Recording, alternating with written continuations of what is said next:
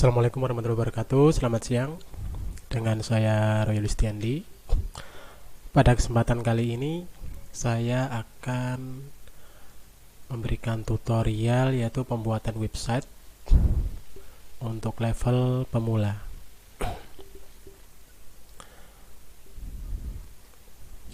Nah, di sini saya akan menyampaikan beberapa hal sebelum kita mulai untuk membuat website sendiri.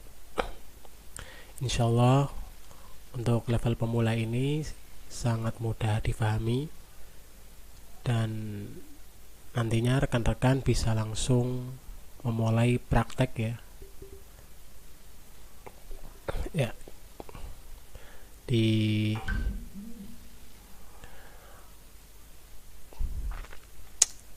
slide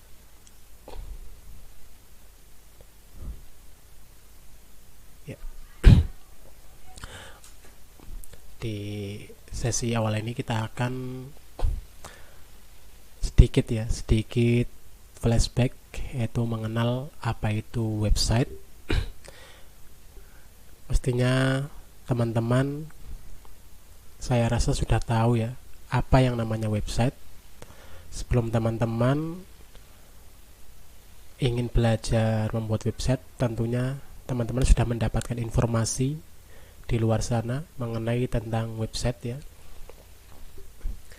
Website sendiri adalah kumpulan informasi berupa halaman yang saling tergabung dalam sebuah domain ya. Untuk lebih lengkapnya teman-teman bisa googling sendiri ya, karena di sini saya tidak menjelaskan secara detail.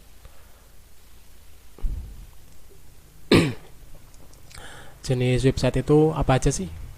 Ada website pribadi, profil perusahaan ya atau company profile, ada website komunitas, e-commerce, blog, ada juga landing page ya. Saya akan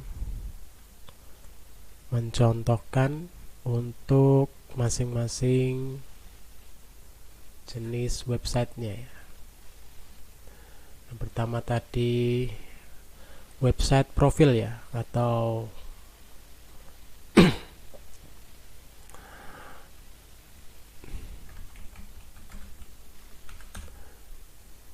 di sini saya contohkan punya Kang Dewa ya.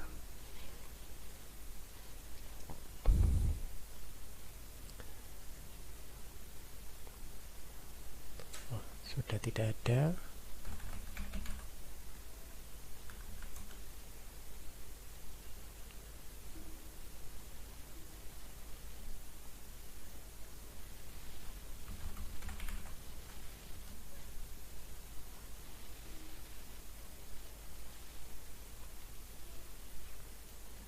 Ini salah satu website profil ya. Jadi di sini website ini berfungsi untuk branding diri sendiri ya. Untuk personal branding tentunya, untuk meningkatkan misalnya kita mempunyai profesi tertentu, baik itu pengiklan misal atau web designer ya. Kita ingin menampilkan portofolio kita atau karya-karya kita atau pengetahuan kita tentang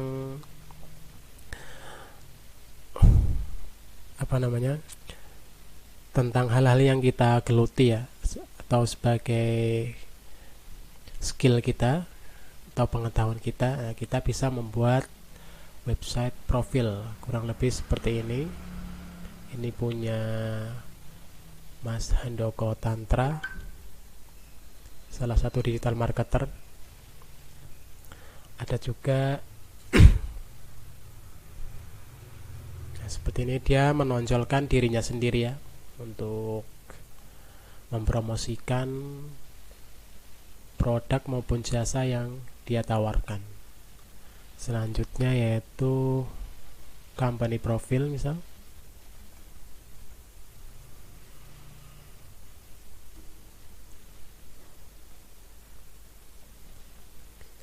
Nah, Ini juga bisa disebut company profile ya, menjelaskan tentang, maaf saya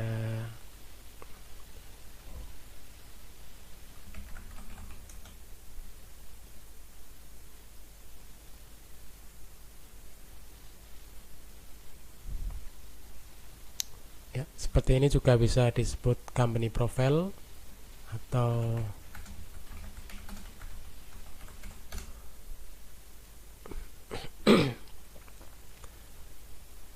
ya, ini juga jenisnya company profile ya, profil perusahaan, dan dia menawarkan produk-produk ya di websitenya. Di sini terdapat keterangan tentang perusahaan ini perusahaan apa ya, di bidang apa, dan menjual produk apa, seperti itu. Ada lagi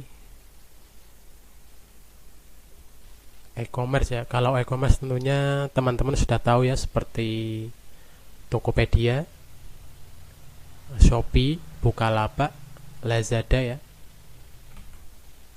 Ya, seperti ini. Ini untuk e-commerce.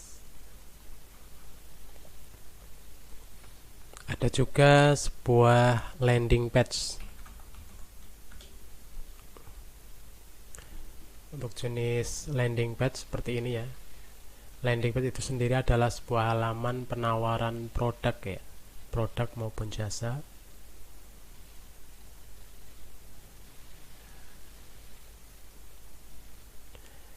Ini biasanya digunakan untuk menawarkan sebuah produk maupun jasa ya. Nah, di halaman tersebut tersedia juga tombol atau link untuk pembelian. Landing page atau halaman penjualan ya. Ada juga website komunitas ya, seperti kira-kira fans Manchester United misal. Komunitas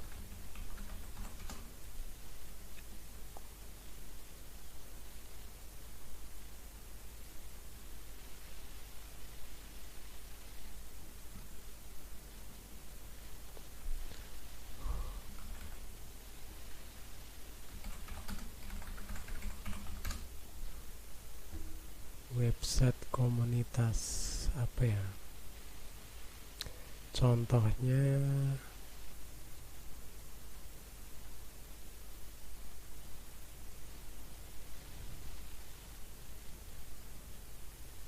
komunitas, saya cari dulu ya teman-teman ya.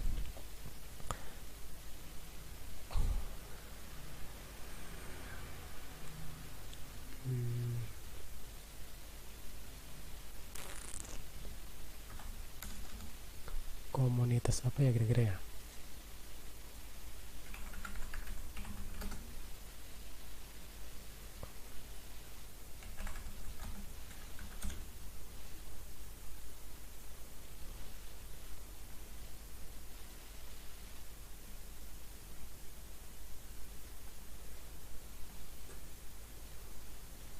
Ya, seperti ini kurang lebih. Ini website komunitas ya, yang berisikan tentang info tentang komunitas tersebut ya. Juga kegiatan-kegiatan yang dilaksanakan. Ya, teman-teman bisa explore sendiri ya nantinya ya. Juga ada website berjenis berita ya, seperti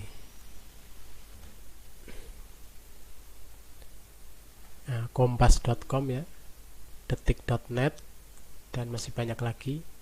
Ini website berjenis news ya, atau portal berita. Nah, tentunya masing-masing website mempunyai fungsi masing-masing ya, atau mempunyai tujuan masing-masing dalam pembuatannya. Ya, teman-teman di sini nanti sesuai kebutuhan teman-teman ya. Teman-teman mau bikin tujuannya untuk apa ya, bisa teman-teman renungkan nanti. Selanjutnya, manfaat website.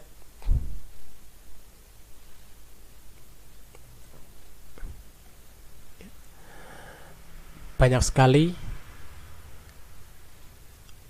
hal yang bisa kita dapatkan dari website ya, berupa manfaat.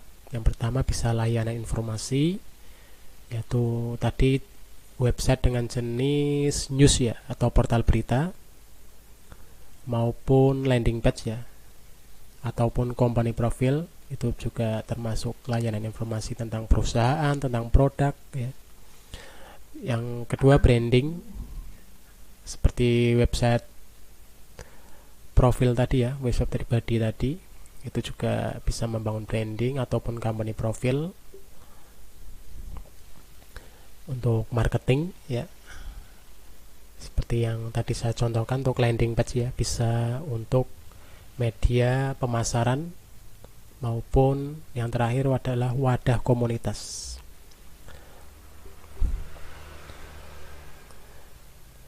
Saya rasa dari sini teman-teman udah banyak tahu ya. Sebelum saya menjelaskan materi ini, saya hanya sedikit mengulas saja ya.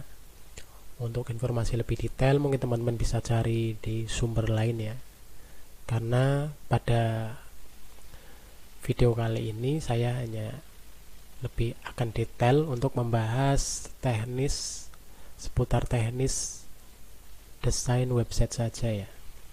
Selanjutnya ya. Nah,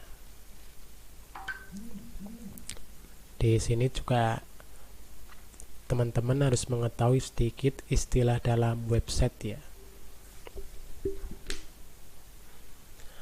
Nah, salah satunya yang pertama adalah hosting. Hosting ini sendiri adalah layanan yang memungkinkan penggunanya untuk menyimpan data yang berguna di website ya. Ibarat komputer ya, ada komputer dan monitor. Nah, untuk menyimpan data itu berada di komputer. Nah, untuk menampilkan adalah si monitor itu. Nah, kita mengakses website ya, tentunya menggunakan entah itu HP ya, laptop atau komputer. Nah, yang tampil itu adalah website sendiri ya. Nah, data-datanya itu tersimpan di dalam hosting. Yang kedua, domain. Domain merupakan nama ya untuk mengidentifikasi sebuah web hosting. Jadi di dalam web hosting itu sendiri, masing-masing web hosting itu dibedakan oleh sebuah alamat IP. Nah, misal kita mau mencari sebuah website tertentu ya, tentunya akan rumit sekali jika kita menggunakan alamat IP. Itu akan sangat rumit ya.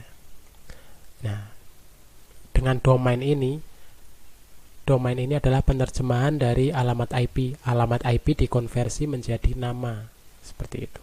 Nama yang tentunya unik ya, bersifat unik atau tidak ada yang sama. Andai pun ada yang sama, misal detik.com dan detik.net tentu berbeda ya. Kurang seperti itu contohnya. Yang ketiga, plugin. Nah, dalam pembuatan website nantinya teman-teman juga akan banyak berhubungan dengan yang namanya plugin ya. Plugin itu sendiri adalah software atau aplikasi atau tools tertentu yang memungkinkan untuk menjalankan fitur tambahan.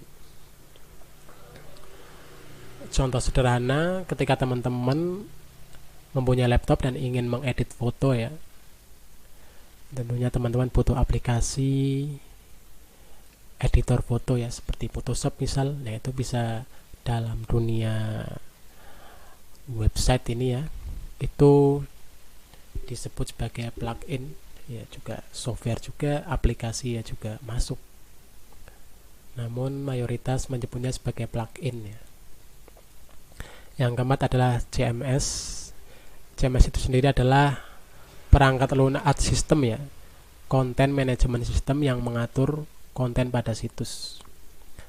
Nah, sebelum di dalam hosting sendiri itu harus terdapat CMS.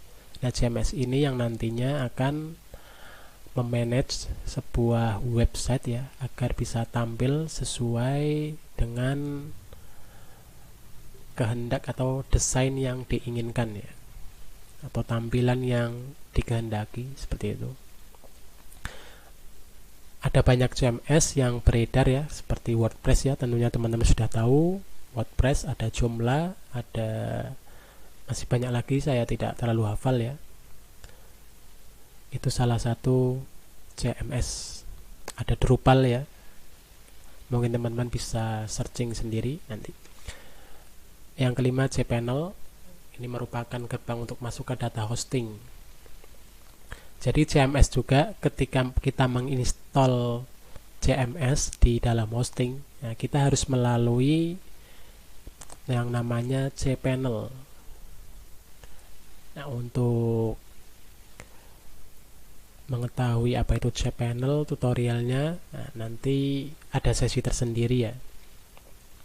Nah, kedepannya saya akan memberikan tutorial, yaitu tanpa menggunakan hosting, hosting itu ada 3 kalau tidak salah, ada hosting, share hosting, cloud hosting, dan VPS. Nah, rata-rata orang menggunakan share hosting ya. Share hosting memang harus berbayar ya. Share hosting itu berbayar. Kita membeli space atau sebuah space di server ya.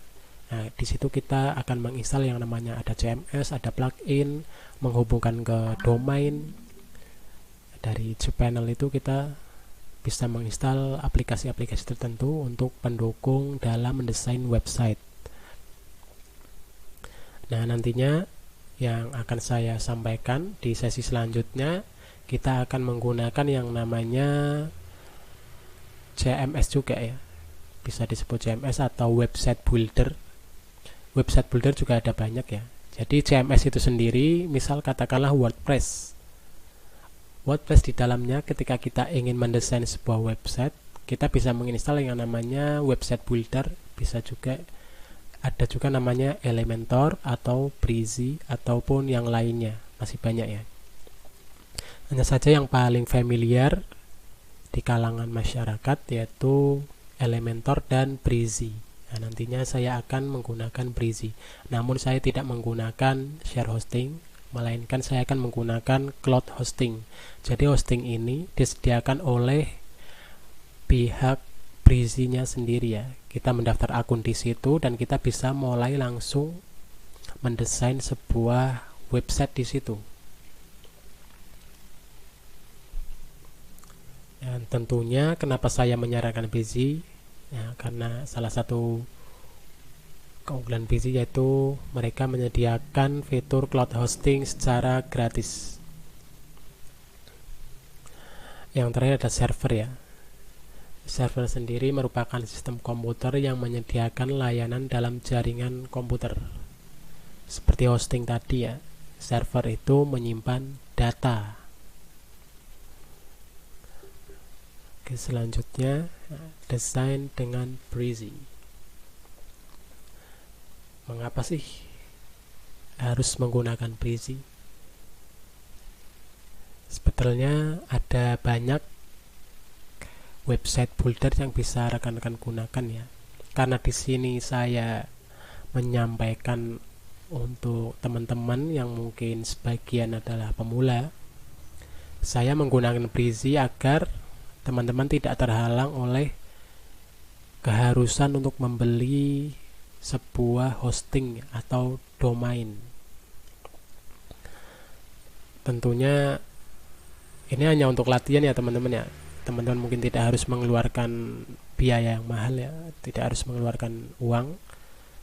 Teman-teman cukup menyediakan laptop maupun kuota untuk mengakses internet ya.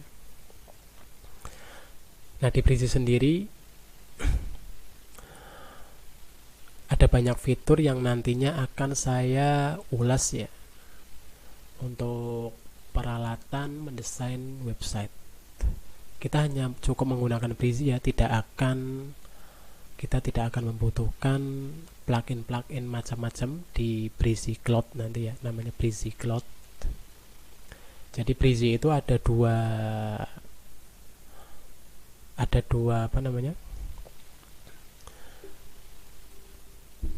dibagi menjadi dua produk ya, yaitu Brizy CMS yaitu untuk WordPress ya, seperti Elementor yang tadi saya jelaskan ya. Jadi Brizy ini diinstal ke WordPress dan di situ dia bisa menjadi website builder di WordPress itu sendiri ya. Di video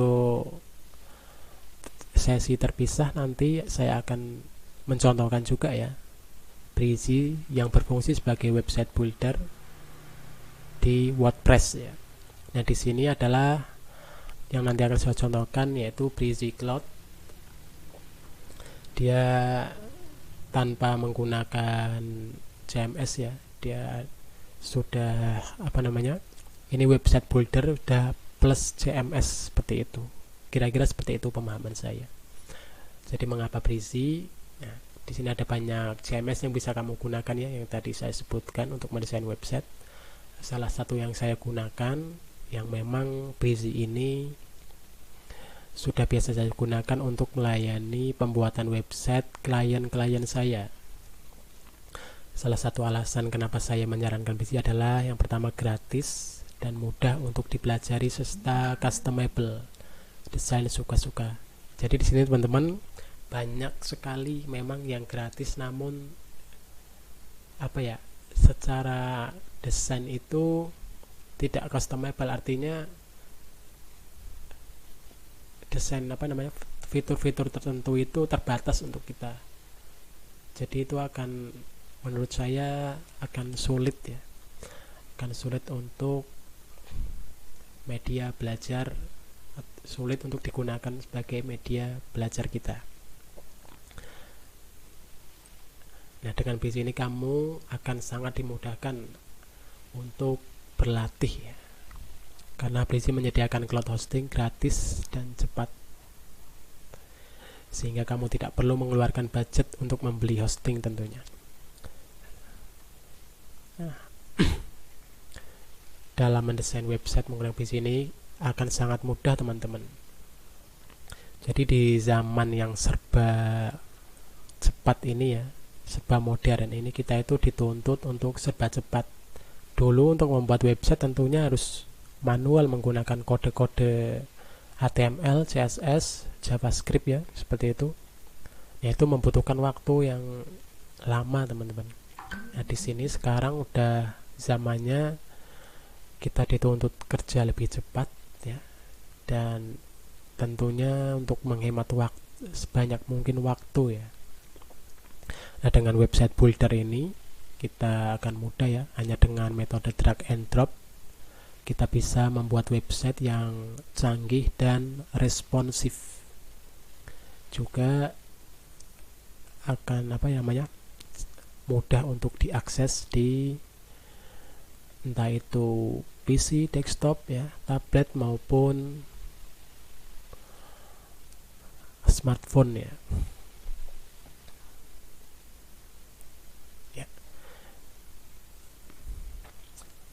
Di video pengenalan aset pada Brizy ini kita akan lanjut ke video sesi selanjutnya ya teman-teman.